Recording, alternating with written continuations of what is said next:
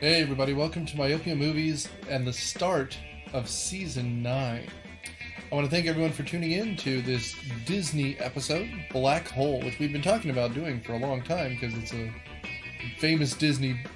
I don't know if it was even really a huge bomb, but it was a very strange Star Wars-y knockoff movie, Star Trek-y knockoff movie. It's just weird and dated and very bizarre. Anyway, a couple new things this season. First and foremost, we're not going to surprise you with movies. We're going to try to stick to a very specific schedule and let you know the week before what movies we are doing. Now, this is early in the process, and of course, we want you to listen to the end of the podcast because that's where credits are and such. But we will also reiterate what this episode is going to be at the end, but just for the beginning, just while we're getting started here. Next week's episode is going to be the Vin Diesel movie Triple X, so enjoy that as well.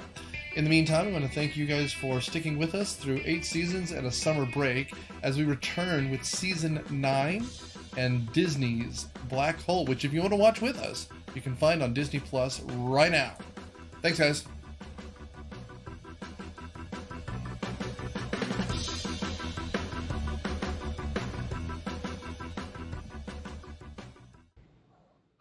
This week on Myopia Movies, we talk about the reason why Disney actually had to buy Star Wars, because when they tried to make it themselves, they made Black Hole.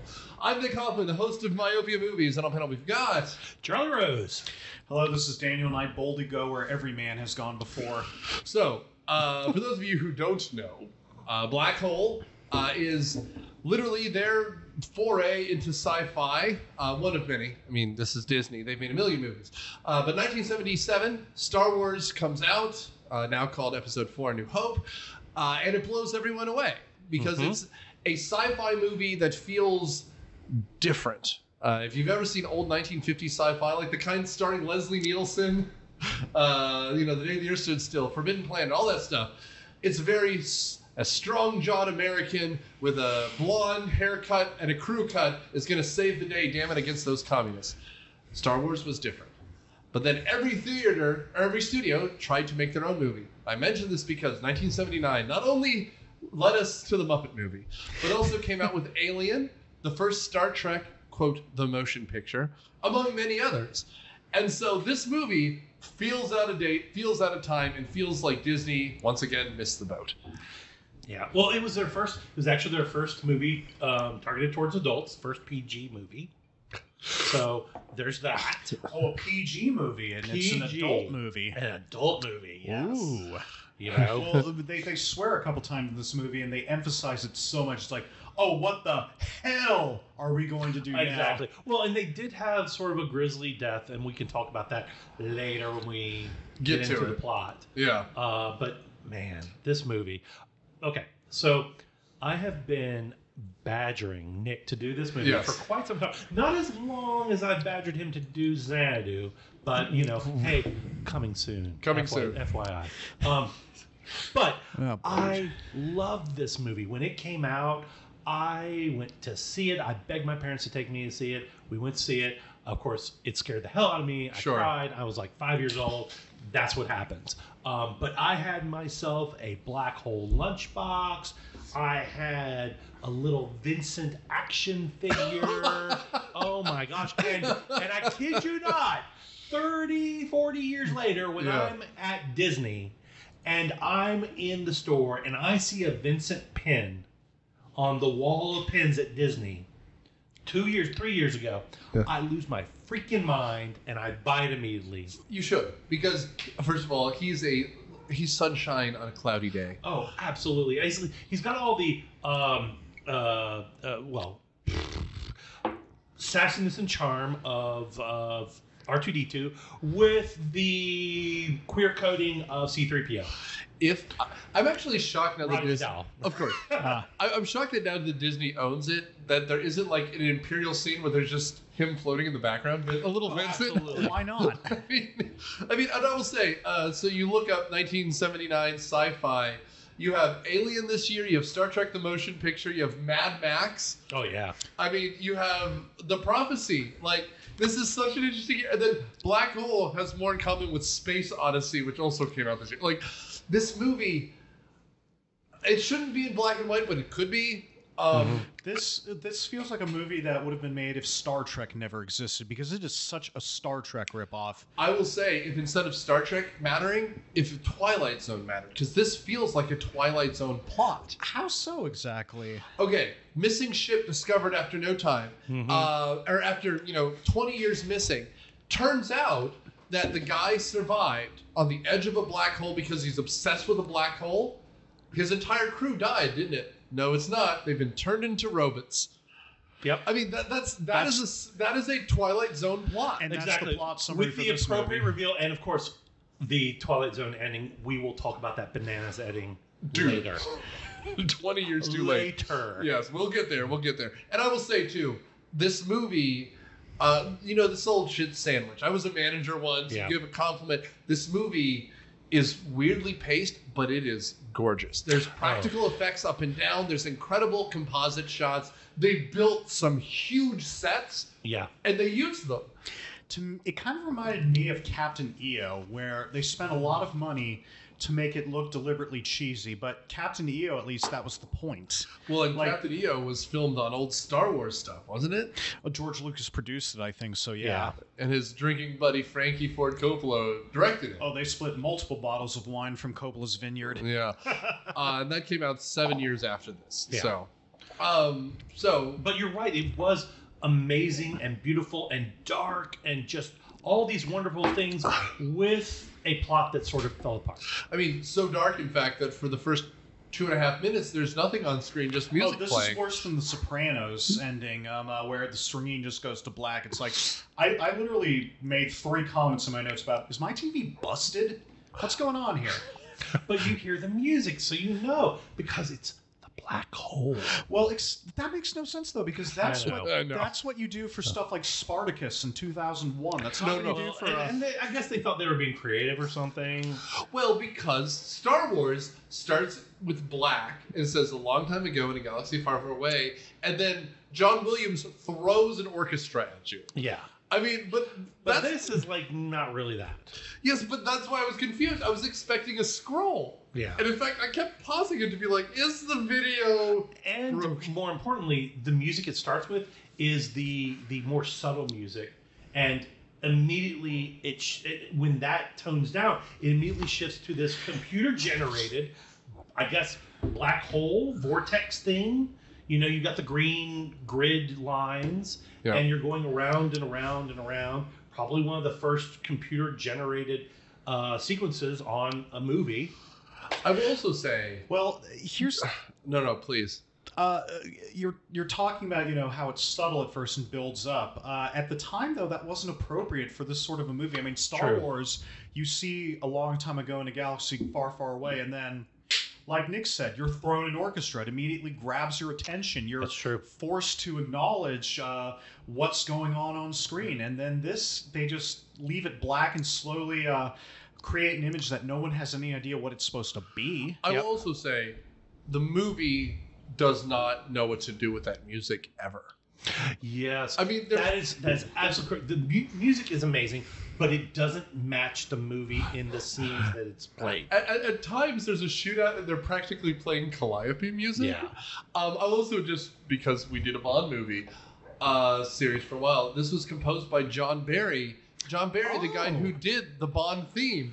Ding, ding, ding, ding, ding, ding. When did he die? I thought he had died by then. He dies in 2011. Really? And so he did Out of Africa, Dances with Wolves, The Scarlet Letter, Chaplin, but he's, of course, most known for the Bond theme, which is just a warbly surf guitar. But, to me, when I say that, it makes sense, because a lot of this almost feels like surf music when they're having a shootout with robots. Which is remarkable. I will say, though, the movie to compare this to is Star Trek: The Motion Picture, because the thing that they both do is take something that could have been a 45-minute episode and expand it, but also lovingly, beautifully shots of the ships. Yes, absolutely. because this has some incredible 2001-esque shots of incredible ships, but it's not building to anything. There's no tension. Well, the most impractical ship ever. Yes. So much glass. Seriously. And I will say, Spaceballs is a ripoff of Star Wars, except for that scene, because this is a ripoff of Black Hole. Yeah. Because the Spaceball 1 is this. It's panning for 20 minutes over nonsense that's made out of glass like it's a fucking sauna from the 70s. It's a glass house. 2001 did those tracking shots better with the spaceships, because first they look good, second it matched the music, so it's like, oh, we're thinking of something on a cosmic scale, you know? It's like there are people inside those ships, but in the grand scheme of things, maybe they don't matter as much. Here it's just, well, this is what everyone else is doing. Star Wars opened with that big Star Destroyer shot that was chasing that little rebel ship. Let's do the same thing. Well, and that's why Star Trek to me is the interesting comparison. Because Star Trek is saying, fuck you, Star Wars, we did it first. And so what do they do for the first 5 minutes but have an incredible score and establish the new Enterprise? Right? And they show it in every loving angle. And credit to this and Star Trek, it's all miniature work, and it looks incredible. It looks amazing. I do like the miniature work on this, because I just like miniature work in general, but the way they use it in this movie just isn't nearly as good, even compared to the first Star Trek movie, because you're right, it's reestablishing Star Trek as, hey, we did it first, but Star Trek was already a beloved cultural icon. Yeah, but it had died for 15 years, so they had to reintroduce it, right? But I mean, regardless, we're talking about this movie. This movie also did come out 2 weeks after Star Trek, the motion picture.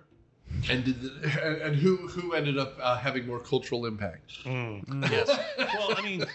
But also interesting fact: $20 million for Black Hole, $45 million for Star Trek. Okay. I think that, bang for your buck. I think that $20 million was used well for the Black Hole. Why was Disney not able to outspend another studio on a sci-fi movie? I think it's because, if I had to guess, they spent the same amount on the effects, but a lot of that money went to the cast. Yeah.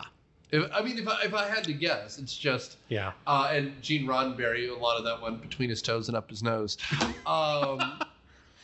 Gene. I mean, and to be fair, I think Paramount had produced Close Encounters of the Third Kind, which came out before this. It came out, I think, in '77. So because of that, they're like, we'll invest more in sci-fi. And sci-fi was hot. I mean, it was. The late '70s, sci-fi was hot. I mean, this is also the era of Soylent Green and Omega Man. And I guess if you were going to invest in a movie, Star Trek is more likely to have a sequel than Black Hole. Although they set up Black Hole for a sequel somehow. Yeah. Whoa. Let's move on, and we'll touch the Gilligan's Island era. We'll get to, I guess, because that is a Gilligan's Island-esque ending. Okay, so I guess I kind of touched on the plot already, but do you want to give us the plot, Charlie? Absolutely. Okay, so basically there is a ship that is going through space, a very small ship comparatively to the Cygnus. I believe it's called the Palomino. Palomino. And it's got, the main stars. It's got, Anthony Perkins. He's playing Dr. Durant, Robert Forster, Joseph Bottoms. I don't know who that person is. Never saw him again. And then Kate McRae and Ernest Borgnine. Okay? Yeah, Ernest Borgnine. Yeah. So anyway, they see this ship on an event horizon of a black hole and just sitting there, and it seems to have no life, no lights on, nothing. It just is sitting there. So of course they have to check it out. They get a little bit close. They realize that it's a gravity dead zone. Okay. There's a little bit of drama because they get caught up in a gravity tidal wave, but they eventually land and they go on the ship and they discover that there's like robots there. Okay. Mm-hmm. And Kate McRae is very interested to find out because her father was on this ship when it disappeared. Because the story behind this ship, the Cygnus, is that apparently it was a boondoggle from like 20 years ago.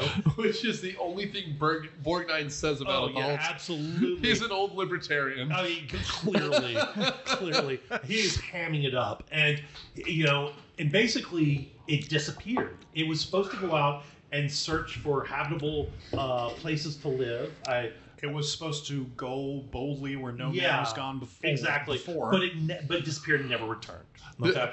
I mean, and I will say, just for Sudsy's own vindication here, this screams an old Star Trek plot. Yeah. They discovered a derelict ship. Yep. They're trying to figure it out. Turns out there's a crazy man aboard. Well, yeah. Yep. And that's the thing. They discover, Dr. Reinhardt, who's on there, who apparently is the one who convinced the government to pay for the boondoggle. That's right. And so he's the only human on this ship, and he maintains that everyone left. He stayed and built all these robots to run the ship. And so he was like, oh, the crew didn't make it back? And at that point, you sort of start to get something's wrong, because Maximilian Schell is doing a fantastic job playing dark, broody, and creepy. Well, he was in Judgment at Nuremberg back in the day. Subtle. I mean, he's got the crazy hair, the crazy eyes, everything. It's Crazy Town with Dr. Reinhardt. Okay. So then they also bring in the, what's the name of it? What's the name of the robot? Vincent? No, the other one, Bob. Bob. No, not Bob. The red one. Oh, it starts with an M. Fucking A. M fucking A. That's the name of the Disney robot. Maxwell. Maximilian. Yes. Okay. And I guess that's confusing. Oh, the big hench robot. The hench robot, yes. We'll get there. And so, and I forgot to mention Vincent. How can I forget Vincent? Like I said, the charm and sassiness of R2-D2 with the queer-cutting C-3PO. Well, Roddy McDowell. Yeah, well, just saying. And interestingly enough, the plot point, and I don't understand this, but whatever, Disney, magic, etc. Dr. McCrae, her purpose is to be a telepathic conduit to a robot. You know what, though? It's very forward-thinking towards TNG, which is the empath. It's Counselor Troy. Yeah. But she can only connect with the robots. Yeah, it's specifically Vincent. It took me a while to understand what was going on there. Yeah, it was strange, but apparently this is an important plot point later. So now, they're like, okay, we're gonna get our parts and we're gonna leave. And basically Reinhardt's like, look, I'm not leaving. You can get your parts. You can leave. So they go to get the parts. Vincent discovers another robot like him, Bob, played by T. Boone Pickens. Or sorry, Slim Pickens. Slim Pickens. Sorry. T. Boone Pickens is someone very He's a different. musician. Yes. Yeah. Slim Pickens. And basically Bob tells him, oh yeah, no, they didn't leave. The crew did not leave. There was a mutiny. Reinhardt captured them all and turned them into robot slaves. So that's how desperate they were to ape Stanley Kubrick. They got Slim Pickens from Dr. Strangelove in this movie. What are you gonna do? Yeah. And at that point, someone's got to go back to the ship and get us a shitload of dimes. Exactly. And so Vincent, telepathically tells Kate what's going on. Was it Dr. Durant, Anthony Perkins she tells him, and he pulls a mask off, exposes the robot. Dr. Reinhardt loses his mind. It's this crazy thing when that robot gets exploded. It exposed that corpse face. But it's a Twilight Zone shot. Like this is the most Twilight Zone-y. Yeah, it's just like the face is just like this blank, emaciated, and it's like moving its mouth but can't speak. Yeah, and it's like just staring into nothing. It's a Cyberman. Also, we need to emphasize that Anthony Perkins is playing Anthony Perkins as a mildly unhinged guy who's speaking very calmly about crazy things. I thought that he was supposed to be the Spock character. I mean, he is, but he's also playing Anthony Perkins. Yeah. It doesn't matter if he's in Psycho or A Friendly Persuasion. He's still just like, he's not as crazy as you think he is. But that didn't save him from getting murdered. I disagree. Horribly. I disagree about that. If you see Orson Welles' The Trial, he's great in that and does the exact opposite. But yeah, no, you're right. It doesn't save him from getting horribly murdered. I mean, that's some crazy ass shit where like Maximilian, the robot, the big red robot, goes all Vitamix on Anthony Perkins' heart. Like just blenderizes it. But also this proves to me that this movie came out in was written to be in the 1950s or 1960s because they're like, Anthony, you remember that role you played in 1960? I forget the name of it. But could you do that again, but in space? My mother would like me to do this. Something like Northern Fates, that character. I love that character. And then it's just a mad dash to get off the ship before Reinhardt sails the ship into the middle of the black hole and kills them all. That's right. I mean, that's the plot. That's the rest of the plot. The plot, I mean, and when we go to it, we'll get to it, but like, the fact of the matter is, they establish the black hole, they keep establishing the black hole, and then it's a will they, won't they with the black hole for about 45 minutes. What is it, Chekhov's black hole? It's really, truly something. So, I mean, where do we even go from here? The other than the first 2.5 minutes of blackness, it really establishes like a 1950s sci-fi movie. They're just it's like a chamber drama that goes to different chambers. I don't know how to make it. One of the things about this movie and it's the same problem I have with the original Star Trek and a lot of other sci-fi from that era, get the stick out of everyone's ass. Everyone's so stilted and formal, and they don't feel like human beings. They feel like wind-up toys. We talked about this when we talked about Star Wars a couple times, and we'll eventually do some the original trilogy. But like, George Lucas is not a good director. He's interested in the gleep glops and the shiny things and those establishments. He's a master technician and special effects guy. That's why he does better as a producer. But except for Howard the Duck. We'll get there. Well, we got there. Or Red Tails. But what he's really like, he got lucky with Star Wars because he got Mark Hamill, Carrie Fisher, and Harrison Ford. And Harrison Ford can hold up a scene on his own. Robert Forster and Ernest Borgnine could hold up a scene. The other two, who knows? But there's nothing to do for the actors here. Harrison Ford clearly just wrote his own dialogue or something. I don't know how that Star Wars works, because it does. I'm not going to say it doesn't. But here, maybe it's just Disney not letting anyone have any leeway. But there's no charisma from anyone in this movie. They're just staring at each other, kind of bickering, and then Vincent opens Bartlett's quotations and says something from Julius Caesar, closes the book, and that's the end of the scene. And Robert Forster goes, he's right. Yeah. That's every dialogue. He's right. God damn it. Robert Forster looks like he's 60 from the age he was born until the age he died. Yeah, I was going to say, I mean, I would say he's aged well, I guess. Well, I mean, he has like Walter Matthau syndrome, where I was immediately 45 when I turned 16, and I stayed that way till the day I died. Belly. Yes, you're right. Robert Forster in Death Wish 5. I wish I was dead. But I mean, like, again, this movie feels like they watched, I don't know, Towering Inferno, Poseidon Adventure. Yeah, kind of. And Poseidon Adventure is a good analogy, right? And then they're like, we didn't have an ending, and then Star Wars came out, and they said we had to make it Star Warsy. That was it. Like, well, they also kept the film was tight 75 minutes, right? It was around an hour and a half. But that's including 2.5 minutes of silence and the credits. So it's probably like 85. 85. Yeah, that's about right. I mean, it's paced really well, I think. Okay.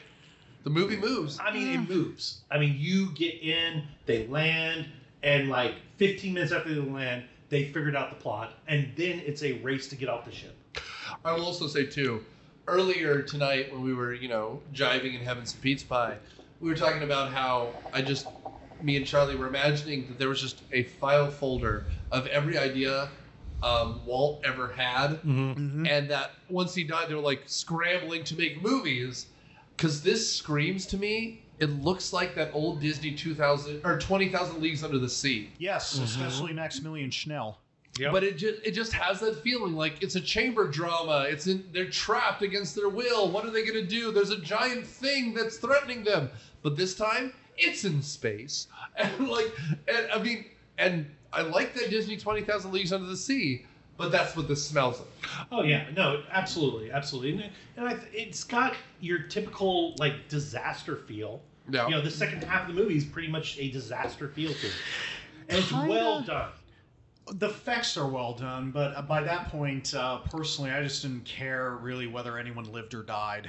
Well, and the problem is, I would have liked to see the script, because I'm sure this was a script kicking around for a decade before they made it, before Star Wars, because there are those Star Wars scenes, like when they break Leia out of the prison cell and they're shooting with the stormtroopers. Well, they do that here. They're in a giant hallway and they're trying to cross a pipe bridge and people are shooting them from a catwalk 1,000 meters away. That's a scene they had to write in because of Star Wars. It stinks of Star Wars. And I will give credit again. I don't like Gene Roddenberry. He was apparently an asshole. But Star Trek had a feel, and they could say, look, we should make this movie because Star Wars is a hit. But that Star Trek movie doesn't feel like a Star Wars knockoff. It feels like a fucking Star Trek movie. With a huge budget. $40 million, you say.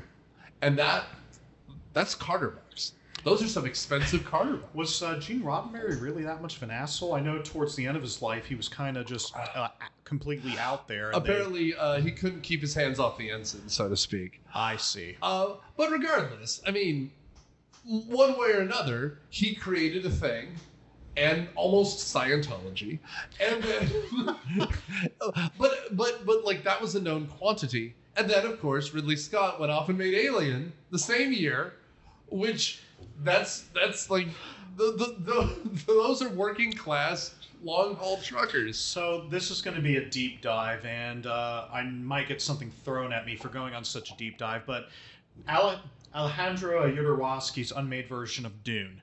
There are so many shots in this, including the mask reveal, that were from those storyboards. So, and same with Star Wars, that borrowed a lot from those concepts as well. So it really does feel like they were just late to the party on so many levels, including ripping off an unmade Dune adaptation. Well, but I don't dislike Disney. We make fun of it a lot here. But Disney is always going to be movie by committee. Yeah. This feels like sci-fi by committee. And at the time, it was, I think, the biggest budget live-action movie they'd ever made. I think you're right. Yeah. And it's well, that ending is definitely a ending by committee. Oh, what ending? The Stargate sequence knockoff? Oh, I think that the script ended, and they were just like, you go to the archives of TV and movie and find something we can do. Because this movie ends effectively with the explosion of the ship.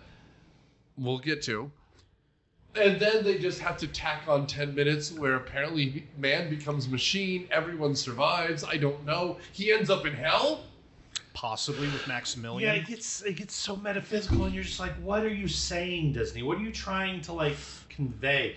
And, like, the other people end up in heaven? Okay. I couldn't tell what was going on. This is my big problem. Okay, first of all, before we get to my big problem, I want to say my favorite scene in the entire movie. It's where they're running and that big, glowing, burning meteorite just rolling towards Incredible. Incredible effect. During the meteor shower? Yes, and the big one that's rolling towards them. Yes, okay. Oh, yeah. No, it's amazing. I mean, they nailed it. They nailed it. Yeah, I mean, and I don't know how to describe this movie because it's almost an art film. If it was in Italian, it would be genius. But well, we've got an Italian ripoff of Star Wars that MST3K did when they got revived, and that's called Star Crash. Actually, you know what this reminds me of? If we were going to talk foreign nonsense, the Russian Solaris movie, the Tartakovsky.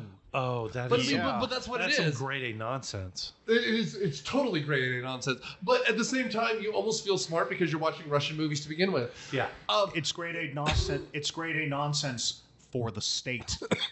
For the state.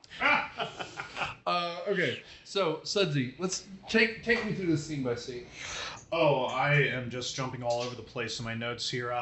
They get to the black hole. There's the missing ship. Reinhardt's the only survivor. We talked about all that. And eventually, Reinhardt convinces at least Perkins to journey with him into the black hole. Which to stay. What's the line that he meets that Perkins says at that point? Something like entry into the mind of God, or something. It's something weird like that. Yeah, and something about how this is outside of our known space and time, and we'll be the first to explore it. Which, you know what? Exactly. Okay, that's interesting, but it sounds like their objection is when Kate finds out that the entire crew was murdered. And correct me if I'm wrong here, Charlie, but is it supposed to be that Maximilian is her dad? No. It was Maximilian, the captain of the ship, I think, was her dad. Right, and but Maximilian was the robot. Did they put Maximilian? Yes. No. I think the way he pitched it was he died, and then the crew got converted. Right. Okay. Yeah, it's the way I read it was the dad was the one person to object to the robot plan or something like that. To lead, he was trying to lead the revolt. Well, there's other scenes where the character starts suspecting something's up, including the scene where Ernest Borgnine sees a robot with a limp, and that Eyes Wide Shut Freemason scene where they have a funeral for a robot, which... Funeral for a Robot is a Philip K. Dick short story. Yes, it is. I will also say, too, I wrote in my notes when I wasn't trying to draw incredible facial hair on people, this looks like Space Mountain. When they... Because they get so the wounded Palomino. One of the things that they're trying to do is they see the black hole and it's well established, and that effect looks incredible. Yeah. But they see this derelict ship by all accounts, and they are approaching it. And as they approach it, it lights up like a Christmas tree, which is literally a line, or a tree on Christmas morning, which I guess. Honestly, if you want a scene by scene, go watch Event Horizon, which came out 18 years after the fact. Yes. Great movie. Yeah. I was gonna say though, it's like someone watched this and then it's someone showed this movie to the architects of Epcot and said, "Go, do." Yes, because it does. And again, when they get sucked into the tractor beam kind of thing, it's like being on Space Mountain or on Spaceship Earth, and it's flying through the stars. It looks incredible, but again, everything feels wrong. Star Wars, they're wearing vests and looking pretty chill, wearing that karate gi like they're about to fight Cobra Kai. Mm-hmm. This, it's all high cost. And again, Ernest Borgnine shows up in his fucking sweater. It's just a dude looking like Scotty showing up in a sweater. It's Ernest Borgnine. I mean, he'll do your movie, but he's going to show up in his sweater. And he tries to pal it up with a robot later, and it's awesome. He's like, "Hey, how'd the Cubs do?" Anyway, so they get to the ship. It's no good, Captain. The robot won't tell me baseball scores. And then he's a coward, and that's kind of a great death, although it takes way too short of a time. I wanted him to die. I almost missed it, quite honestly. I know. Absolutely. He's a fat coward at the end. He's like, "Don't worry, I'm staying behind." He flies the ship up, and it crashes immediately and explodes. Oh, that bastard. He was a coward. He bought us some time. How? You're stuck on the ship. I will also say... we've talked a lot how it's sci-fi. We also get a lot of Bond pacing because we have the dinner with the evil villain. Yeah. "Don't worry, I'm trying to save the world, Mr. Bond." And he has an Austrian accent. The guy is Maximilian Schell, is the actor? Yeah. Schell, I think I might have mispronounced it. It's Schell. Schell. But he's an Austrian guy. He died in Austria. He was born in Austria. And he always sounds like, Professor Von Drake. He has that strong accent. He goes, "No, we're working for the benefit of all mankind." And you just see that. If they ever remake this movie, which this will be covered in final thoughts later, but I think they should, Christoph Waltz is this character. Oh, 100%. And by the way, they remake good movies too often. Yeah. They should remake movies with interesting ideas. Mm-hmm. M. Night Shyamalan's movies should be remade with better directors because a lot of them have interesting ideas. Fantastic, yeah. This is I had the same thought, and I was casting it as an Atlantaman. Schell looks like the Wolfman from the old commercials. Ask for the Wolfman, but just that beard. I was thinking Chris Pine. He looks like Chris Pine with that big bushy beard that Chris Pine can grow. Monk, what's his name? Tony Shalhoub. Shalhoub should be in this too. Like, he got some Shalhoub vibes, but this movie is an interesting Twilight Zone-y idea. It just, it misses the mark. Yeah, it's just, I hate to say it, watching it as an adult, there's something off about the whole movie. Mm-hmm. But I don't know what it is. Otherwise, I think it would be great because there are elements that as you watch, as you see them, you're like, that's brilliant, that's amazing, that's great. And then it comes together and it's like, oh, crap. Well, it's like a theme park ride. It's got a bunch of amazing specific elements that were worked carefully on and cost a lot of money, but it doesn't really mean anything. Yeah. No, that's true. That's true. Well, like I said, the music sounds like it's from a different movie. Mm-hmm. Okay. The effects are amazing, but I think that they could have paired it better with the plot. Yeah. Some of the dialogue can get a little bit tedious. Well, but and also, there's a whole bunch of stuff going on where the twists don't seem to have build up. Yeah. Right? They rush everything, it seems. Well, so theoretically, the crew gets aboard. Their mission is to get back home. But then they discover that this dude is hovering outside of a black hole. They realize that should be impossible because he's been there for nigh on a decade.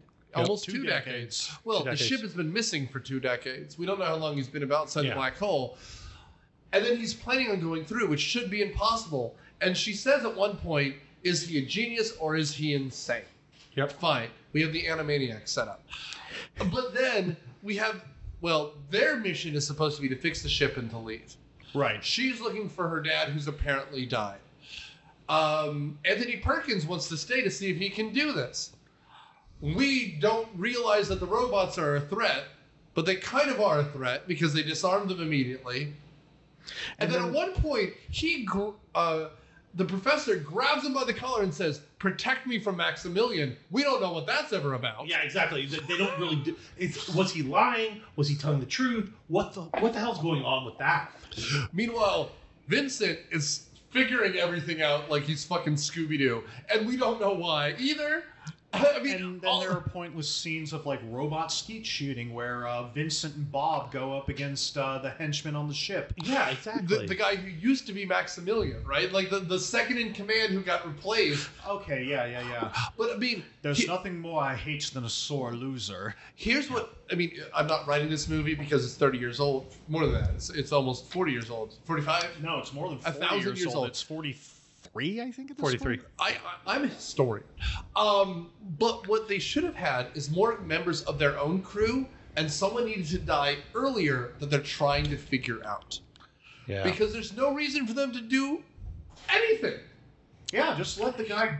They get morally offended that he killed the crew and turned them into robots, but ultimately, he's just a crazy man who's about to kill himself anyway. Yeah, but the problem is that when that revelation comes out, they're like, oh, we need to get the hell off. And he decides, oh no, I'm not letting them leave. I'm going to murder them all. Oh, right. And he starts his launch into the black hole. Yeah. But to me, that's why it works better as a 45-minute Twilight Zone-esque episode. Yeah. Because the second you stretch this out, because remember, every scene is then filled with 5 minutes of silence as they're wandering around the ship. You're like, why the fuck is any of this happening? Same with robot skeet shooting. Like I said, skeet shooting. Well, that whole scene where... I know what you're talking about. It's like, do they need to be entertained? For no one. Because... I guess it was supposed to establish Bob and Vincent having camaraderie, but... But here's the thing. So Bob has been an abused robot. Yes. Right? He's beaten up. He looks like Vincent 90% of the way, other than their eyes are different shapes.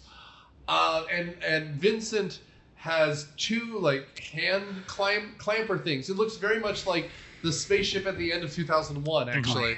The clamps. But Bob has a ball at the end of one of his hands. I don't know what he's for, but whatever. He's a disposal droid. He's a trash man. Okay. So basically, What was it? Vincent Old was Biosanitation Battalion Labor Force 28. That's it. And Vincent was I'll look it up real Vital quick. Information Necessity Centralized Labor Force 396. yeah. He's got the Wikipedia pulled up, ladies and gentlemen. Got it. How else are you going to remember any of this nonsense?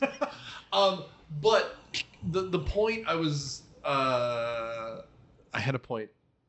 It's so far gone. This movie is all over the place. But what I was going to say is... You know how this movie could have been more interesting if they really wanted to play up the horror aspects, but still pay tribute to old sci-fi? What's that? If it was like an Island of Dr. Moreau knockoff. They go out, they find this giant space station in the middle of nowhere. There's this scientist on board. There's a bunch of robots on board. And it turns out that those robots used to be humans that he turned into robots and cyborgs through bizarre surgery. See, that was what I was going to say. So Vincent ends up winning the shooting contest by doing this trick shot, but it ricochets and hits the other robot in the chest. What it should have happened is it hits him in the face and reveals that he's a human underneath. Right. And then Vincent actually sees the plot, and then he has that bit of information, which the next year, when Empire comes out, it's when they're on Cloud City, and C-3PO knows that, holy shit, the Empire's here, but he's disabled, so he can't give that information. Mm-hmm. The dramatic irony would have fixed everything, because then... anything matters. Remove the black hole and make that the plot. It's this mad scientist creating robots out of people, and the crew is next on the chopping block. Be careful, Daniel, because that's literally the plot of Alien, which comes out the same year. There's a derelict ship in space, and for some reason, the corporation wants us to look into it. Oh God, there's this stuff aboard. You got a good point. But you bring up a very good point, Daniel, is that they could have emphasized the hard, giving the Reinhardt more of a motivation to be the villain. Right. Right now, he's other than Ernest Borgnine, who thinks it's just tax evasion, effectively. Yeah. Like, you got away with this money, I'm going to report you to the feds. Jesus. But that's what he's coming. He's coming up with his mustache and his sweater, and it's like, you know what? You're the reason why the taxes are so high. I don't know what the voice I'm giving him. 1% need to start paying their fair share. Thank you, Bernie. But, anyway, so after a scene where we have a vegetarian feast made with vintage wine and vintage parts, there's this weird thing where Forster goes, that garden was too big for one person. Yeah. Fine, do the robots eat, I guess, is the point. So basically, it's like throughout the entire movie, leading up to the big reveal, they're hinting at these robots are people. Right. They're people. Silent Green is people.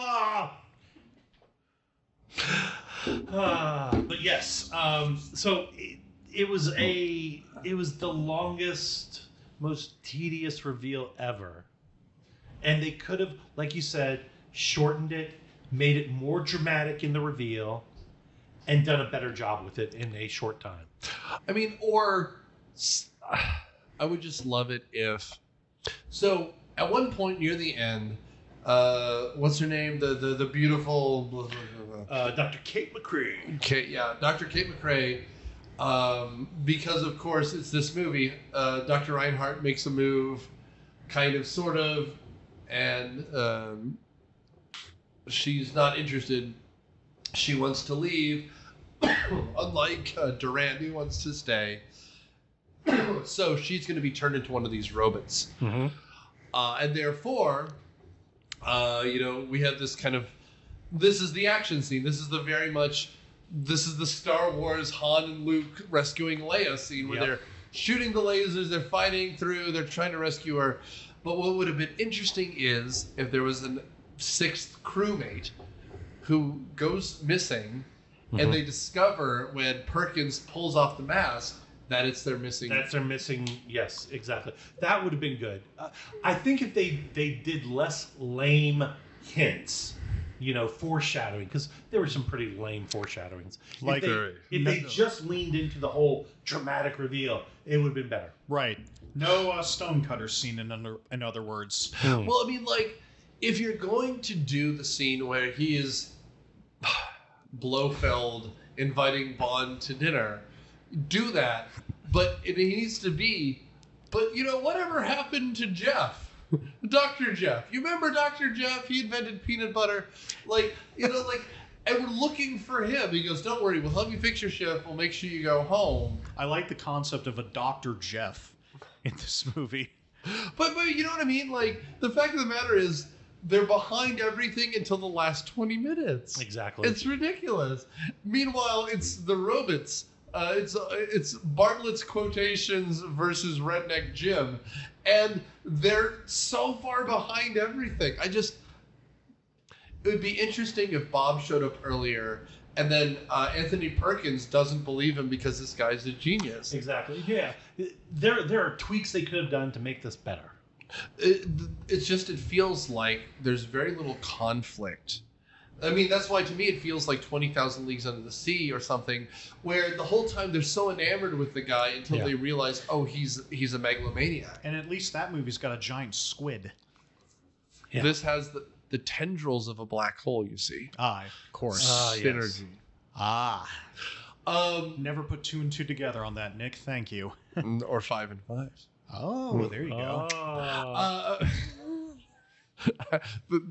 When I start sounding clever, that means the movie's a little dry.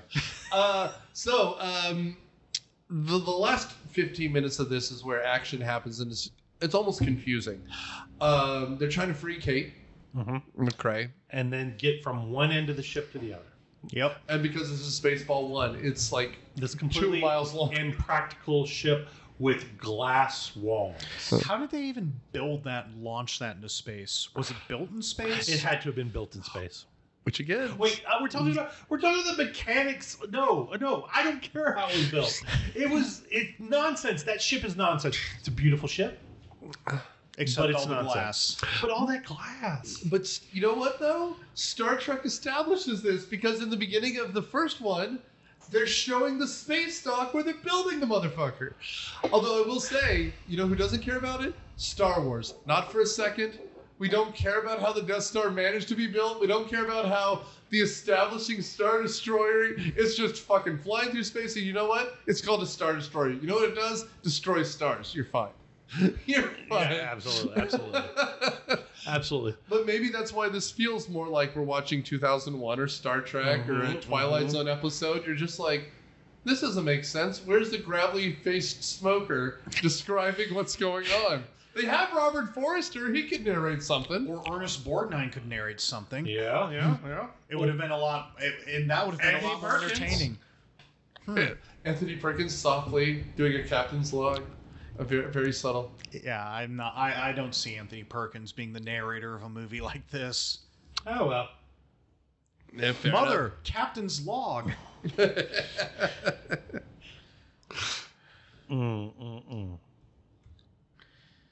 So this movie.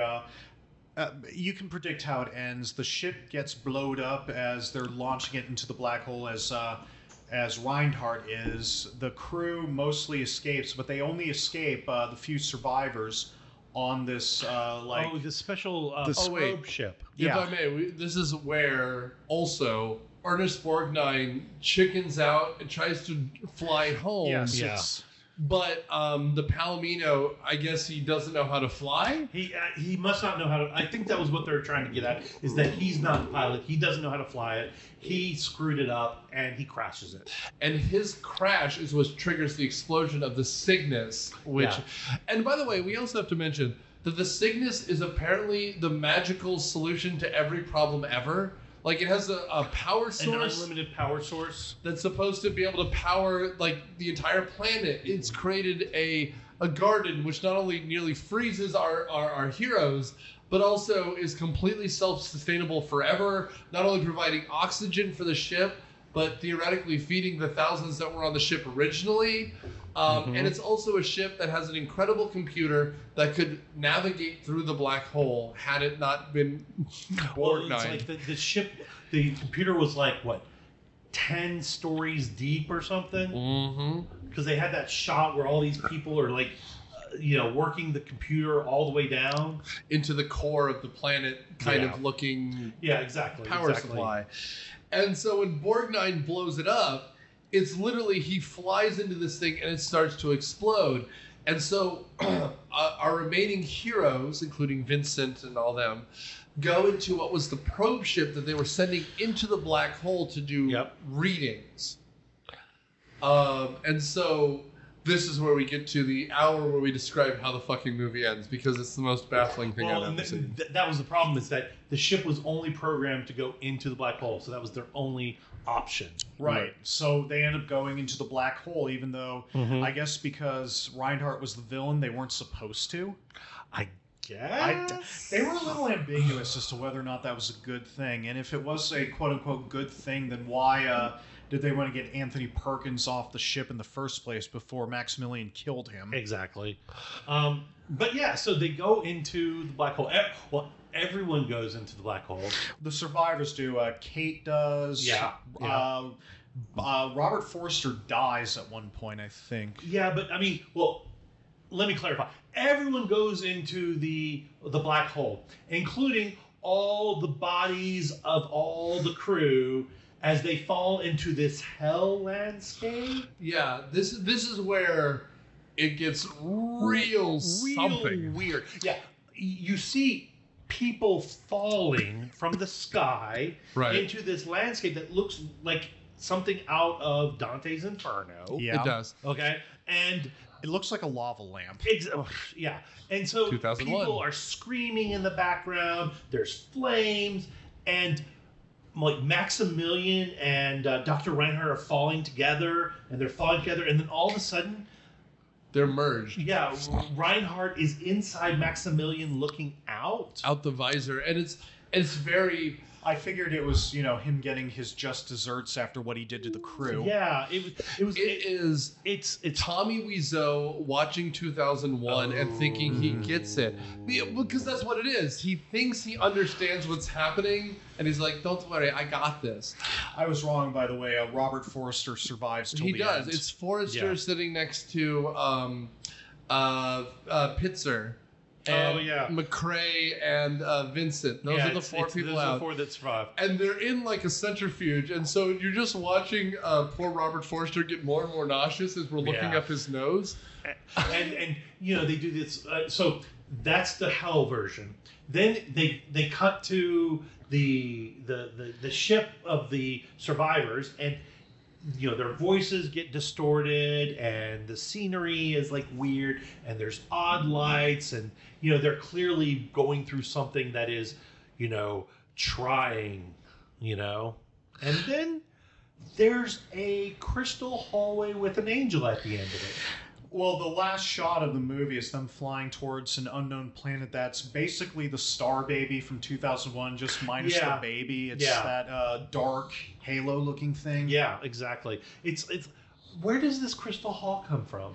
What's the story there? I think you've got as good an interpretation of anyone here. It's heaven and hell. Yeah, exactly. And that is the part that I didn't understand as a kid. And I still don't understand as a I'm not saying that that's right, because the movie doesn't make that clear. I'm just saying, at least 2001, it didn't make things clear, but there was enough there for you to figure it out, so to speak. Exactly.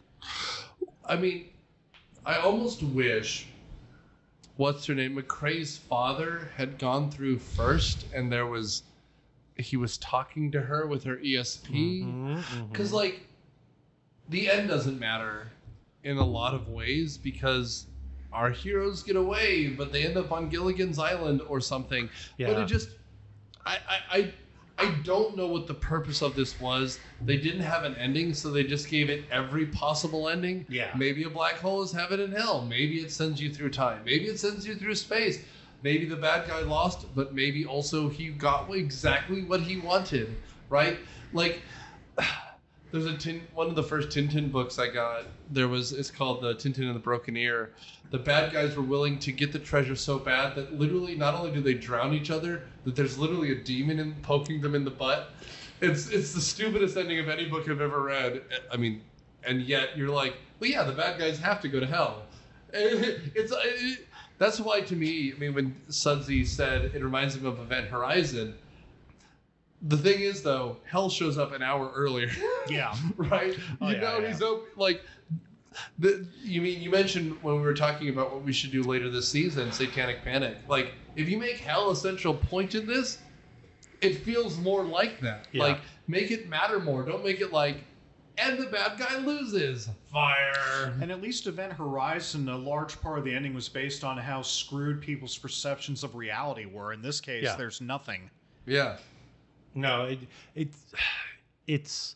I wish they'd gone with the science rather than the metaphysical. If they made it like a wormhole, that would have been perfect. But no, heaven and hell. Well, I mean, or if at the end, they do the full Twilight Zone, and our heroes end up back at Earth early enough to stop the mission. Oh, yeah. Right? Like, dude, if you're gonna do that, do it. Totally. Just fucking do it. Or throw some way into the future and monkeys have taken over the planet. Yeah, why not? Or they have a chance to even stop the Cygnus from launching. Or she can go back and talk to her father. Or I mean, like... Well, they did that in Contact, and I remember that being very divisive. Hey, you know what, though? At least it was a movie. People remembered it. True. I mean, this is not difficult to find, but ask someone to remember it, and that's a different story. Well, this movie was very difficult to find for a very long time. Oh yeah, I mean, and credit to Disney for just saying fuck it and putting it out there. I hope they did this with more things, like Song of the South. No, I'm kidding. You know what though? I'd watch the cartoons. Like, the movie itself is weird. I did it for a class. I did a History of Georgia class. It's a very boring movie. Yep. But you know what? Zippity Doo Dah is fucking catchy, and that's why they put on those sing-along songs forever. Yep. But anyways, I think we've talked about this long enough. Mr. Rose, since you brought it to my attention, what would you want to say? This movie, everyone's got their science fiction movie that they loved as a kid. This is mine. Well, this and Ice Pirates. That's probably why I'm so weird. Yeah. But love this movie. Loved Vincent. This was my movie. This was amazing. And then I watched it years later, and it was like, oh, that ending is really crappy. Yeah. And I think that if they had taken all the parts that worked and tossed everything that didn't, you'd have 45 minutes of a great movie. Yeah. I don't want to begrudge anyone that ever liked this movie at any point, but I can't imagine this finding a modern audience without a remake. It already felt dated to 70s audience. This is taking ideas that are at least 15, 20 years old. And like you said, Nick, Star Trek came out the same year, that first movie. So that was more than enough to reinvigorate that style of sci-fi. This just feels like a knockoff of Star Wars. It would have been better suited maybe as a theme park ride, which Disney again ended up doing with Captain EO anyway. And that was at least fun and short. Yeah. Yep. And so no, I like the practical work. I miss practical effects, but I can't say that I really recommend this at all. It's just a hodgepodge of outdated sci-fi cliches, and even if you recognize them, you can find movies that do them much better. Yeah, this is a very strange for like a less than 2 hour movie. I didn't hate it. I was confused by it. It's also weird for a Disney movie because nowadays I always say Disney doesn't make a lot of bad movies. They just make a lot of mediocre movies because they're committed to death. This movie feels like a passion project for someone. I just don't know who. Like, and that's why to me, like, this era of Disney is so bizarre because parts of it really do feel like you're on an Epcot ride or Space Mountain. It doesn't have a nothing cast. I mean, Robert Forster and excuse me, Ernest Borgnine are real characters.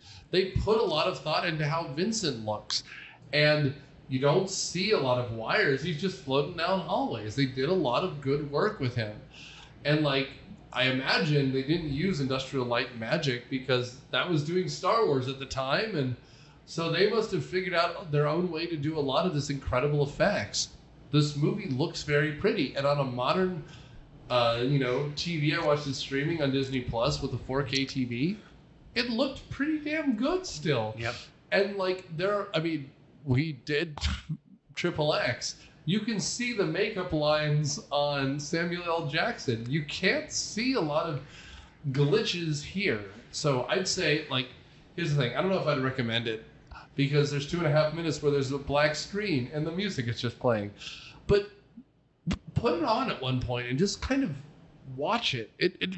It's impressive what they do. They just don't know what to do. It feels almost like a demo reel for a technology. You know what I mean? The chess curse. Right. Exactly. We're watching 3D Studio Max demo tape. But I mean, you know what? Someone made the first 3 prequel movies into a 2-hour movie that by editing, you could tighten this up to a 45-minute movie and it would be pretty incredible. Yep. And I do agree with what Suddes said. Remake this. Yeah. Get a modern cast. And I know he screwed up the last Star Wars movie, but give it to JJ because he did those Star Trek newer movies, and those were pretty good. I'd give it to the Duffer Brothers or someone like that. Yeah. Make a 6-episode Disney Plus series. Fine. That would be amazing. Perfect. Yeah. It's not a bad idea, but it's only half an idea. You just have to fill out the rest. I want my queer-coded Vincent back. 100% queer-coded Vincent. And then the asexual McRae back. Anyway, thanks for listening. Thanks for subscribing. Thanks for sending us stuff. Thanks for reviewing us. Season 9 is underway, and we're looking for weird stuff like this because, honestly, the Disney archives are so vast. I haven't seen them all, but I'm sure someone's wearing tennis shoes at some point later this season. Thanks, guys.